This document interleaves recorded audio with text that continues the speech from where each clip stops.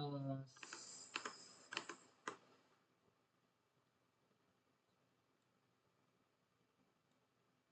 Selamat malam, Mbak Rina dan teman-teman sekalian.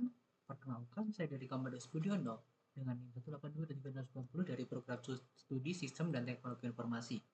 Pada kesempatan kali ini, saya akan mempresentasikan hasil dari penelitian saya yang berjudul Comparative Analysis and Implementation of Hierarchical Secret Sharing via REST API for Centralized Credential Security.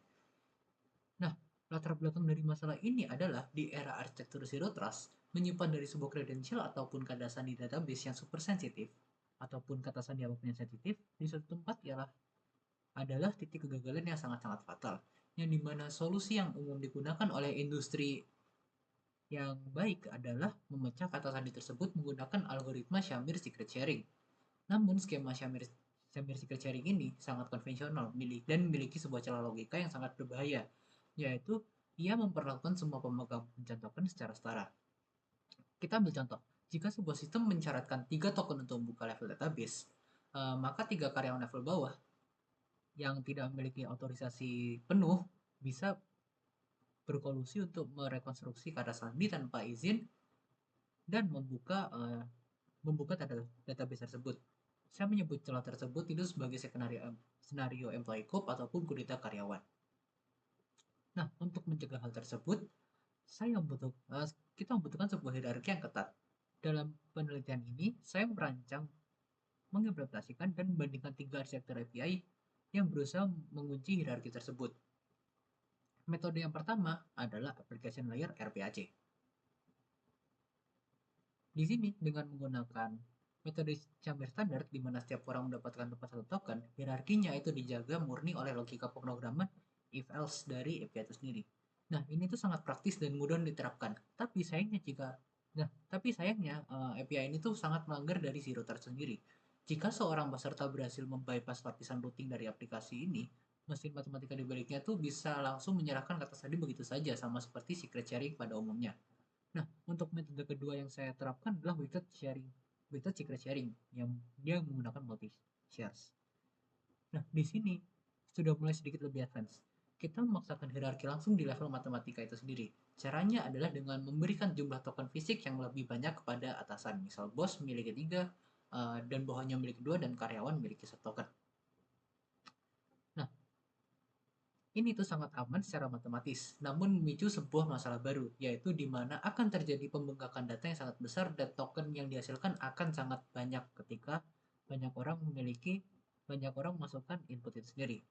Hal ini sangat tidak efisien untuk transmisi jaringan dari API itu sendiri.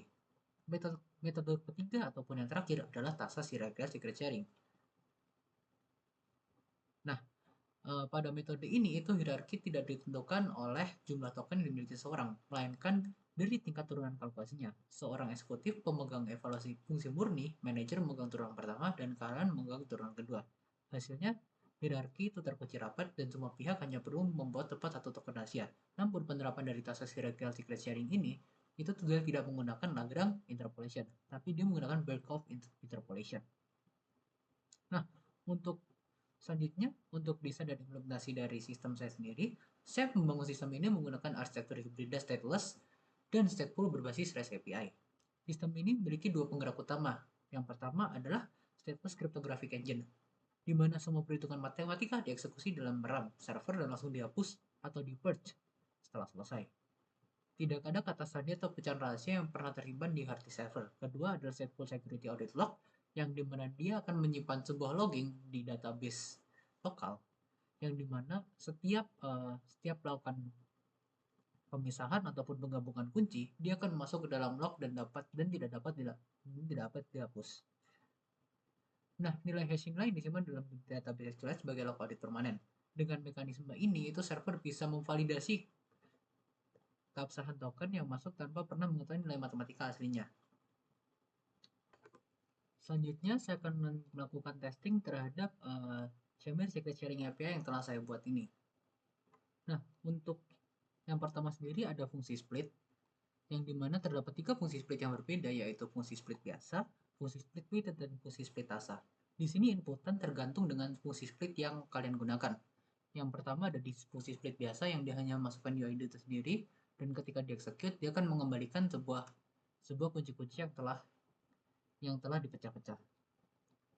Nah, selanjutnya di secret split weighted yang dimana ketika dia dimasukkan sebuah kunci dan juga UID yang telah dimasukkan, dia akan memecahnya menjadi beberapa kunci-kunci yang sesuai dengan kelas ataupun bag yang mereka miliki. Selanjutnya untuk Tasas Breakov itu sendiri, kunci ini itu dimasukkan hanya dengan memasukkan UID, level dan juga UID dan levelnya saja. Nah, namun untuk pengembalian berbeda dari weighted secret sharing itu sendiri, dia hanya akan mengembalikan satu Y, yaitu satu key dari itu sendiri. Untuk mempercepat dari testing ini sendiri, saya akan menggunakan sebuah script yaitu testthreads.py, di mana saya akan mencoba untuk melakukan simulasi terhadap beberapa skenario penyerangan yang akan terjadi. Di sini untuk skenario pertama yaitu ada di sebuah skenario happy path, di mana ada valid recovery yang dimana dia merupakan standar akses, di mana dia akan mengembalikan semua sukses dan langsung mengembalikan password yang telah disimpan berdasarkan dengan key yang telah dimasukkan. Selanjutnya ada di token forgery, yaitu sebuah penyerangan yang dilakukan dengan mengubah token itu sendiri yang memasukkan token yang tidak valid, di mana ketiga sistem berhasil melakukan blok terhadap pengembalian dari password itu sendiri dengan akses denied dengan pesan yang berbeda-beda. Selanjutnya ada di skenario terakhir yaitu employee coup, di mana ada sebuah insider yang mencoba melakukan penyerangan ataupun akses tidak sah terhadap kredensial yang ada. Nah, ketiga sistem berhasil melakukan blocking. Selanjutnya untuk mengukur kecepatan sistem terhadap PPI itu sendiri, saya juga membuat script yaitu generateMatrix.py. Di sini akan coba kita run sendiri.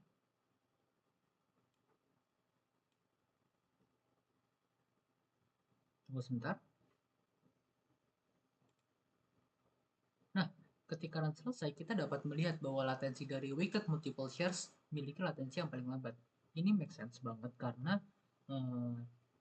secret share yang dihasilkan itu jauh lebih banyak daripada RBAC dan Tasas Breakov itu sendiri. Sedangkan RBAC dan Tasas Breakov memiliki latensi yang cukup singkat dengan jumlah token yang make sense juga, yaitu weighted multiple shares memiliki 7 token dan RBAC dan Tasas Breakov memiliki 4 token. Hal ini karena RBAC dan Tasas Breakov itu merupakan kompleksitas O1 dan rata-rata panjang token yang disimpan itu merupakan hal yang sama, 157. Yang dimana di sini kita bisa membuktikan Tasas Breakov itu memiliki panjang token yang sama dengan yang lainnya, dan dia memiliki sebuah informasi tambahan yang dimana Tasas Breakov merupakan solusi yang paling ideal untuk penerapan sistem kali ini. Untuk pengamanan lebih lanjut, segala hasil transaksi yang dilakukan oleh PI akan disimpan terhadap sebuah credential audit database itu sendiri, yang dimana ini disimpan dalam credential_audit.db. Semua transaksi termasuk pemecahan token ataupun penggabungan token akan dicatat di sini, yang dimana token ini akan dihash menggunakan SHA-256 agar tidak dapat dilihat oleh siapapun token aslinya. Di sini teman-teman bisa lihat untuk split lock-nya sendiri, dia akan menyimpan row levelnya apa dengan algoritmanya apa, yang dimana dia akan mengembalikan statusnya juga. Nah, untuk cover lock-nya sendiri, teman-teman juga bisa melihat hal yang sama, yaitu row levelnya apa, token hash-nya apa, dengan algoritmanya apa. Namun untuk statusnya sendiri, dia akan mengembalikan failed RBAC reject ataupun failed invalid token ataupun yang lain-lainnya juga, sesuai dengan status dari pengembalian dari token itu sendiri. Nah, sebagai kesimpulan akhir, penelitian ini tuh membuktikan bahwa teori RBAC konvensional memiliki sebuah kelemahan fatal karena menyalahi aturan zero trust. Sementara metode weighted terbukti membebani performa server dan aman terhadap analisis jaringan, walaupun lebih aman dari metode normal. Untuk arsitektur Tasas hierarchical secret sharing, itu sangat diintegrasikan dengan stateful audit logging, terbukti memberikan solusi autentikasi kredensial yang paling aman dan juga optimal. Sistem ini tuh benar-benar kebal terhadap kudeta internal, sangat scalable dan bertahan efisiensi dan yang konstan untuk infrastruktur modern. Demikian presentasi dari saya. Terima kasih kepada yang sudah menonton. Sampai berjumpa